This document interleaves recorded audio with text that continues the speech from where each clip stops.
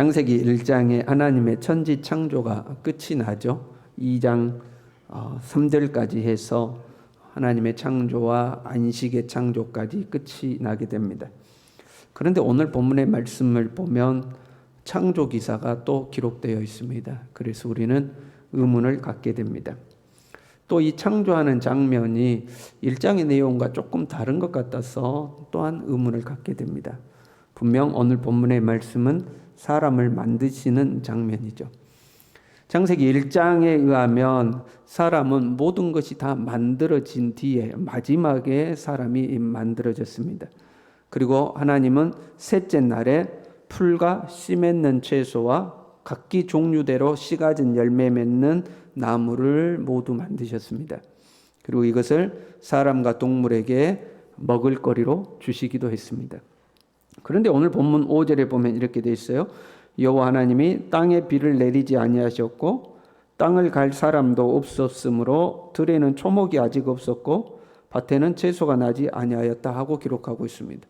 들에는 초목이 없었고 밭에는 채소도 아직 나지 않았다. 그런데 하나님이 사람을 만들고 계십니다. 그래서 이게 어떻게 된 것인가 성경을 좀 자세히 읽다 보면 이거 1장하고 내용이 다른 거 아닌가 이런 생각을 갖게 됩니다. 그러나 의외로 단순하게 이해할 수 있습니다. 1장은 그 1장의 핵심 주제가 뭐냐면 말 그대로 천지창조입니다. 주제가 조금 다른 거예요. 1장은 천지창조를 핵심 주제로 하고 있습니다. 그리고 그 천지창조에 있어서도 첫째 날, 둘째 날, 셋째 날, 넷째 날, 다섯째 날, 여섯째 날, 일곱째 날 각각의 날을 중요하게 다루고 있습니다. 천지창조이기 때문에 각각의 날들을 중요하게 동일한 비중으로 기록하고 있습니다. 근데 2장에 넘어오면 2장에 창조가 기록되어 있지만 2장의 창조의 주제는 사람입니다. 첫째 날, 둘째 날, 셋째 날 이 각각의 창조의 주제가 맞춰져 않고 사람에게 그 주제가 맞춰져 있습니다. 더 엄밀히 말하자면 사람과 그 사람의 타락의 주제가 맞춰져 있습니다. 그러니까 2장은 3장으로 연결되는 사람이 선악과를 먹고 타락하게 돼서 에덴동산으로 쫓겨나게 되는 인류에게 어떻게 죄가 들어왔고 죄로 말미암아 인류가 어떤 고난을 받게 되었는가를 설명하기 위한 도입 부분입니다. 그러니까 창조를 비중 있게 다루지 않고 오히려 사람의 창조를 비중 있게 다루고 있습니다. 그 사람을 만들었고 그 사람이 하나님의 말씀을 어겨서 타락했고 그래서 인류 가운데 가시와 엉겅퀴가 찾아왔다. 여기에 초점을 맞추고 있기 때문에 그렇습니다. 그래서 천지창조의 과정을 아주 단순하게 기록하고 생략해 버립니다. 우리가 창세기 1장에 하나님께서 세상을 창조하실 때 창조되기 전의 모습을 사람이 알아들을 수 있는 말로 이렇게 표현했었죠. 땅이 혼돈하고 공허하며 흑암이 깊음 위에 있고 하나님의 영은 수면 위에 운행하시니라. 우리 이제 창세기 1장 할 때 나눴었죠. 아니 하나님이 세상을 창조하지도 않았는데 땅이 혼돈하다. 땅이 있는 거 아니야? 이제 이렇게 생각할 수 있었잖아요. 그러나 하나님이 세상을 창조하기 전의 모습을 그렇게 표현한 거죠. 사람이 이해할 수 있고 알아먹을 수 있도록. 마찬가지로 오늘 본문의 말씀도 하나님이 창조하기 전의 모습을 아주 단순하게 표현합니다. 4절에 이렇게 했어요. 5절이죠. 5절이죠. 초목이 아직 없었고 밭에는 채소가 나지 아니하였으며 안개만 땅에서 올라와 온 지면을 적셨더라. 지금 하나님이 하늘과 땅을 창조하실 때의 모습인데 초목이 없었다. 밭에는 채소가 나지 않았다. 안개만 땅에서 올라와 온 지면을 적시고 있었다 하는 것은 하나님이 만들어 놓으신 세상이 불완전한 상태에 있다 그런 의미가 아니고 마치 창세기 1장에 땅이 혼돈하고 공허하며와 같은 맥락의 표현인 겁니다. 하나님이 세상을 창조하기 전에 땅이 완벽하지 않았다 하는 것을 이해하기 쉽게 표현해 놓은 것뿐이죠. 그리고 1장에는 그 다음부터 첫째 날 창조, 둘째 날 창조, 셋째 날 창조를 쭉 기록하고 있는데 2장에서는 그 모든 창조를 다 생략해 버립니다. 왜냐하면 이미 1장에서 창조가 기록되어 있고 다시 말씀드리지만 2장의 주제는 사람에게 있기 때문에 그렇습니다. 그래서 모든 날의 창조를 다 생략해 버리죠. 그 뒤에 보면 하나님께서 뭘 만드셨다 하는 이야기가 없는데 이미 이제 세상은 다 존재하고 있는 거죠. 그래서 나머지 창조를 생략하고 바로 사람의 창조로 넘어옵니다. 1장에서 하나님께서 사람을 만드실 때는 하나님의 형상을 따라 하나님의 모양대로 사람을 만드셨다고 기록하고 있습니다. 그러나 오늘 본문에서는요, 하나님이 땅의 흙으로 사람을 지으셨다 하고 기록하고 있습니다. 좀 더 사람을 만드신 하나님의 그 창조의 과정을 조금 더 디테일하게 이제 설명을 하고 있습니다. 우리가 조금 공부해야 될 부분이 있어요. 우리가 1장에서 하나님께서 땅을 만드실 때에 물이 한 곳으로 모여서 묻이 드러났죠. 그 묻이 히브리어는 야바샤였습니다. 야바샤. 그 묻이 있었고 그 묻을 하나님께서 땅이라고 이름을 부르셨죠. 그때 땅은 에레츠였습니다. 야바샤는 아무 생명이 없는 황폐한 땅이죠. 오늘 이은미 집사님께서 기도하실 때 그 내용을 기도하셨어요. 제가 기도하시는 거 듣고 한편으로는 보람도 있고 한편으로는 놀랐습니다. 다들 잊어버리시는데 그걸 기억하고 계시면서 기도로 이렇게 풀어서 기도하는 걸 듣고 참 감사했습니다. 여러분도 다 그러고 계시죠? 예, 다 그러고 계신 줄로 믿습니다. 그 야바샤가 에레츠, 생명을 가진 어머니 모성의 본능을 가진 땅으로 이제 하나님께서 명명하신 거죠. 에레츠, 땅하고 이름을 붙이신 거죠. 그리고 오늘 본문에도 땅이라는 단어가 또 나와요. 하나님께서 땅의 흙으로 사람을 지으시고 할 때 이 땅은 또 다른 땅입니다. 아다마라는 땅입니다. 이 땅은 그 에레츠 중에서도 사람이 경작하는 토지를 말하는 겁니다. 이 땅의 자연 만물 중에 모든 이 생물들이 자라나고 있잖아요. 땅에서 생물들이 자라나고 있잖아요. 그 중에서도 경작하는 땅, 경작이 가능한 땅을 아다마라고 부르는 겁니다. 그 경작하는 땅에서부터 하나님께서 흙을 취하셨죠. 흙을 취했다 이랬는데 여기서 흙은 아파르라는 단어입니다. 제가 말씀드리는 이 히브리어를 모르셔도 됩니다. 근데 굳이 이야기하는 것은 단어가 다르다 하는 것을 말씀드리려고 이야기하는 겁니다. 아파르라는 단어인데 이 단어의 뜻은 먼지입니다. 먼지. 정확하게 해석을 하면 하나님께서 아다마라는 경작하는 토지에서 먼지를 취해서 사람을 만드셨다 그런 의미가 됩니다. 우리는 이 땅에서 더 쉽게 표현하면 밭에 있는 땅에서 먼지를 취해서 만든 존재다 이제 이런 의미가 됩니다. 아다마에서 아파르를 취해서 사람을 만들고 그 이름을 아담이라고 불렀습니다. 그러니까 아다마하고 아다마는 여성형이고 아담은 남성형입니다. 같은 단어인데 아다마에서 땅의 여성성이죠. 아다마에서 남성 아담을 만들었다 이렇게 됩니다. 아다마에서 먼지를 취해서 아담을 만들었다 이제 이렇게 되어 있습니다. 1장에서는 사람을 창조하실 때 하나님의 형상을 따라 하나님의 모양대로 만들었다. 사람이 얼마나 존귀한 존재냐. 하나님을 닮은 존재다 하고 사람의 존귀함을 강조했다며 2장에서는 사람은 이 땅의 먼지에서 만든 존재다. 사람이 얼마나 유한하고 연약한 존재인 줄 아느냐. 그 사람의 연약함과 유한함에 강조를 두고 있습니다. 하나님의 형상대로 만들어진 존귀한 존재이지만 한편으로 사람은 먼지와 같은 존재인 겁니다. 먼지와 같은 존재인 거죠.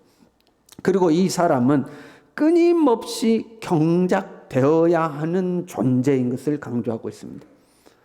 경작하는 땅에 먼지로 만드셨다고 그랬잖아요. 일반 아무렇게나 버려진 땅이 아닙니다. 경작이 필요해요. 이 땅은 경작이 되어야 돼요. 그 땅에 먼지를 취해서 사람을 만들었기 때문에 사람도 당연히 경작되어야 합니다. 그리고 그 사람을 통해서 하나님은 그 땅을 또한 경작하도록 하셨습니다. 경작해야 되는 땅에서 먼지를 취해서 사람을 만드셨기 때문에 우리는 경작되어야 하는 존재고 이 사람을 통해서 하나님은 그 땅을 또한 경작하도록 하신 겁니다. 그래서 사람은요 가꾸지 않으면 황폐해집니다. 경작하지 않으면 안 되는 땅이에요. 사람은 자꾸 가꿔야 돼요. 그래서 관리를 하는 사람하고 관리를 안 한 사람하고는 완전 차이가 납니다. 사람의 건강도 그렇죠. 건강 관리를 하는 사람과 건강 관리를 안 하는 사람은 차이가 있습니다. 여러분, 우리는 경작을 해야 되는 존재이기 때문에 관리를 잘 하시길 바랍니다. 건강 관리도 하셔야 되고요. 마음도 잘 관리하셔야 되고요.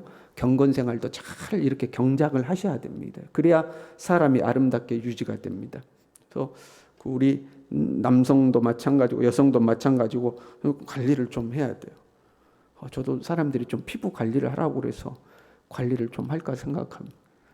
이 기미가 있어가지고 영상에 나가니까 기미가 시꺼매서 못 쓰겠다 하는 분들이 종종 있어요. 이제 정말 그런 거 귀찮아라 하거든요. 근데 경작이 필요하죠. 물론 하나님께서 사람으로 하여금 땅을 다스리라고 그랬잖아요. 그래서 내가 다스리면서 경작을 해야 되는 거지. 이 도가 지나쳐가지고 내가 그런데 막 뭔가를 관리하고 하는데 너무 빠져가지고 내가 지배를 당하면 안 되는 겁니다. 막 피부 미용실 쫓아다니고, 피부 병원 찾아가서 뭐 얼굴 뭐 껍질을 벗겨내고 또 어디 찾아다니고 막 이렇게 다니는 게 문제지. 내가 내 자신을 건강하고 아름답게 가꾸는 것은 당연히 우리가 해야 됩니다. 그렇게 하지 않으면 우리는 황폐해지는 그런 존재입니다. 그래서 관리를 안 하면 황폐하게 되어 있어요. 우리가 오해하는 것 중에 하나는요. 에덴 동산에서 살았던 사람은 일하지 않고 가만히 누워 있어도 때가 되면 알아서 모든 것이 다 채워졌을 것이다. 이런 생각을 합니다. 그러나 그렇지 않죠. 오늘 15절에 보면 이렇게 되어 있어요. 여호와 하나님이 그 사람을 이끌어 에덴 동산에 두어 그것을 경작하며 지키게 하시고 이렇게 되어 있습니다. 하나님께서 사람을 만드시고 에덴 동산으로 데리고 가셔서 거기서 에덴 동산을 경작하도록 하셨어요.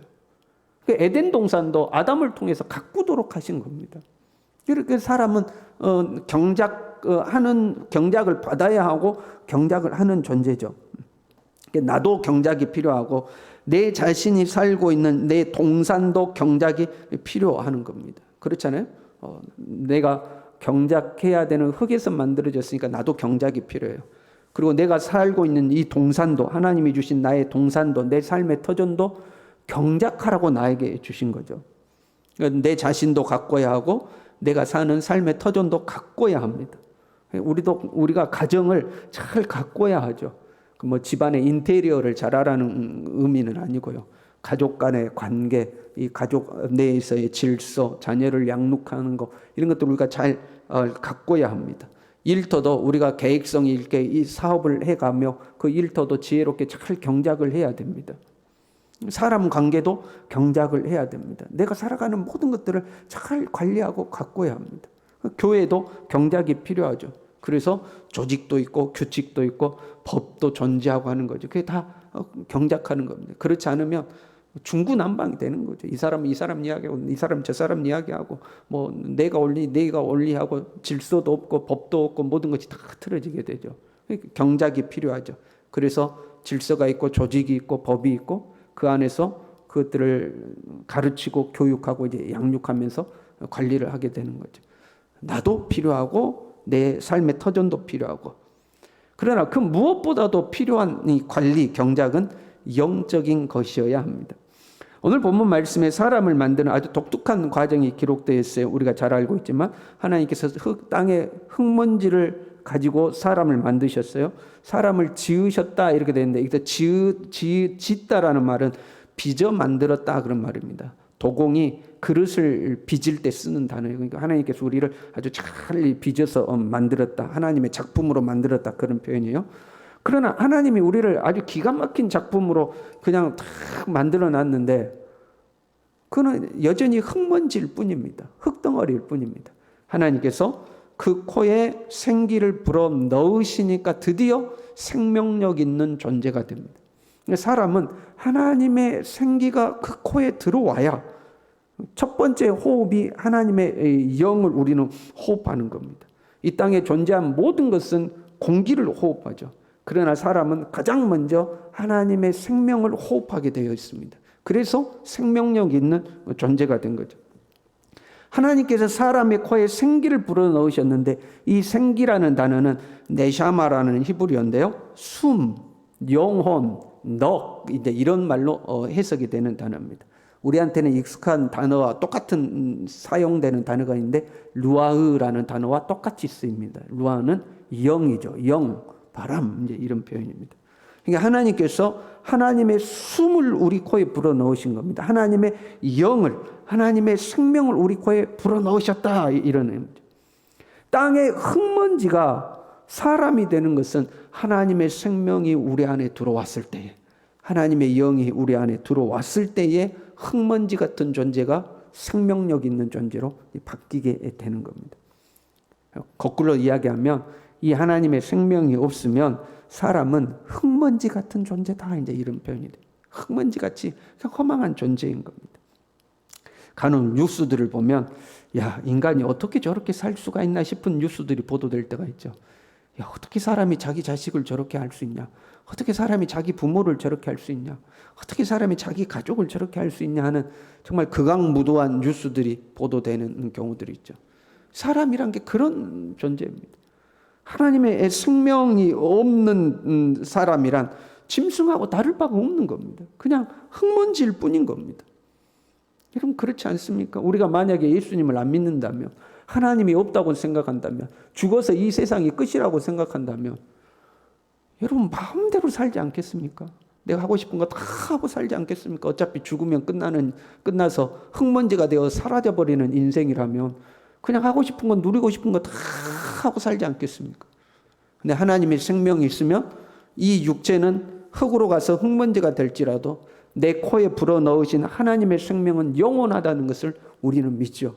그래서 그 하나님의 생명을 붙들고 우리는 삶을 살아가는 겁니다. 이 하나님의 생명이 없으면 그냥 흙먼지처럼 살아가는 거예요.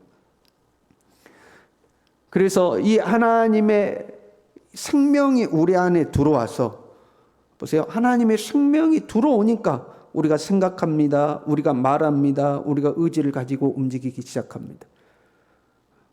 내가 전기로 가는 로봇을 하나 만들었다고 딱 생각해 봐요. 만들었는데 이 로봇가 전기가 안 들어가면 절대 움직이지 않죠. 그럼 전기가 탁 들어갔어요. 그 순간 로봇가 삐리삐리삐리 하고 이제 움직입니다. 그럼 이 로봇을 움직이는 힘은 뭐예요? 전기죠.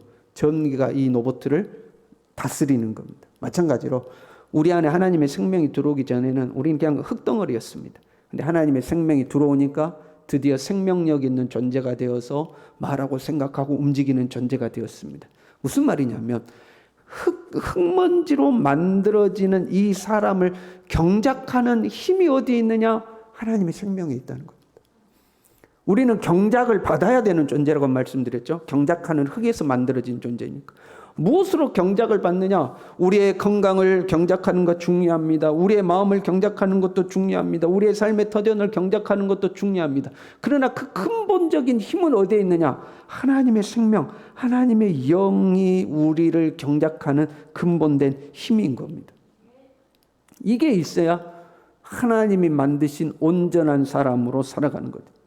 사람은 몸이 있고 마음과 생각이 있고 더 나아가서 영적인 영역이 있죠. 그래서 여러분 몸을 관리하는 것 중요합니다. 건강 관리하시길 바랍니다, 여러분.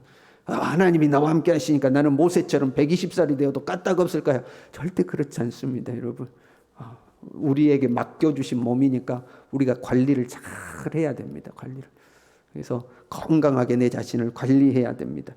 마음도 잘 관리해야 됩니다. 그러니까 마음을 관리한다는 것은 감정을 관리를 하는 거죠. 사람이 감정이 잘못되면 거기에서부터 문제가 발생하는 경우가 있습니다. 가령 여러분 이런 거 있잖아요. 내 마음에 미움과 원통함과 억울함이 가득해요. 그러면 무슨 병에 걸려요? 그러면 화병 걸리잖아요. 화병. 그러니까 내 마음에 이 분노라든가 원망이라든가 불평이라든가 이런 게 가득하면 화병이 생기죠. 그렇게 이 육체에 생기는 병들이 있습니다.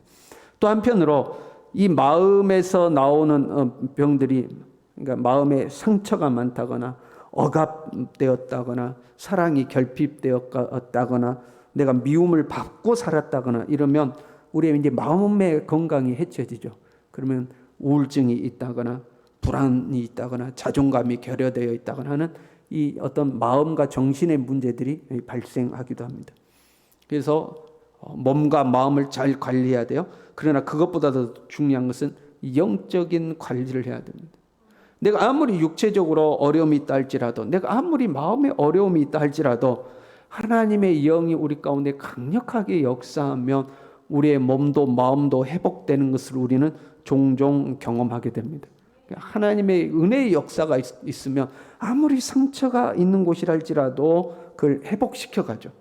그러나 그것보다 더 중요한 것은 하나님의 영의 통치를 받지 않으면 아무리 사람이 건강하게 살고 아무리 사람이 행복하게 사는 것처럼 보여도 나를 지으신 하나님의 목적에 맞게 살지를 못합니다. 그러니까 하나님의 영의 통치를 받아야 하나님의 생명이 나를 다스려야 내가 나를 지으신 하나님의 목적에 맞게 사는데, 그게 없으면 행복하게 사는 것 같습니다. 건강하게 사는 것 같습니다. 그런데 하나님이 원하시는 목적대로 살지 않습니다. 하나님의 목적에서 벗어나는 것을 여러분 죄라고 합니다. 죄의 언어는 하말티아라는 말인데 관역에서 빗나갔다 그런 표현입니다. 하나님이 원하시는 방향으로 가지 않고 엉뚱한 방향으로 가는 것, 그것이 죄죠. 그리고 그렇게 범죄하면 하나님과 단절됩니다. 영이신 하나님과 단절됩니다. 그것을 죽음이라고 합니다. 하나님의 생명과 연결되어 있으면 내 안에 생명의 기운이 도는 거고, 하나님과 단절되면 내 안에 죽음이 역사하기 시작하는 겁니다. 그래서 그 하나님이 원하시는 목적대로 내 삶이 가야 돼요. 거기에 하나님의 생명이 강하게 역사를 하는 겁니다. 그러기 위해서는 하나님의 생명의 통치를 받아야 합니다. 죄로 말미암아 우리는 하나님과 단절되었죠. 그러나 예수님께서 십자가의 죽으심으로 말미암아 우리의 모든 죄를 담당하셨습니다. 그리고 우리는 하나님과 다시 연결되었어요. 하나님께서 성령으로 우리 안에 오시는 줄로 믿습니다. 이제는 내가 주님 안에, 주님이 내 안에 살아가고 있는 줄로 믿습니다. 이 주님이 나를 경작하셔야 됩니다. 이 주님이 흙먼지 같은 나를 경작하셔야 돼요. 내가 가야 할지 서야 할지 해야 할지 말아야 할지 주님께서 나를 경작해 가셔야 합니다. 그런데 예수님을 믿지만 여전히 내가 내 자신의 삶을 내가 경작해 간다면 그것이 죄와 다를 바가 없습니다. 그래서 우리는 이 하나님의 통치를 받아야 돼요.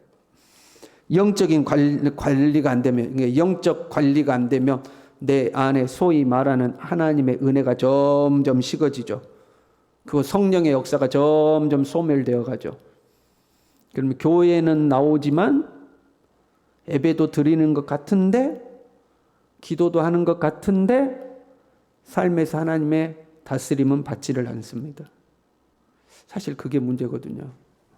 교회는 나오는데 신앙생활 한다고 하는데 하나님의 통치를 받지 않고 자기 마음대로 하려고 해요. 누구와 비슷해요?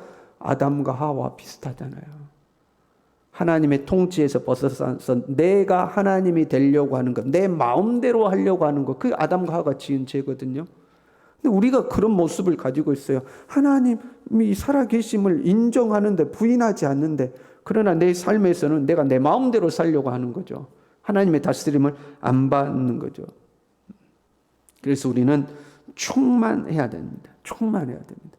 내 자아가 충만하지 말고 하나님의 영으로 충만하시길 바랍니다. 하나님의 영으로 충만해야 돼요.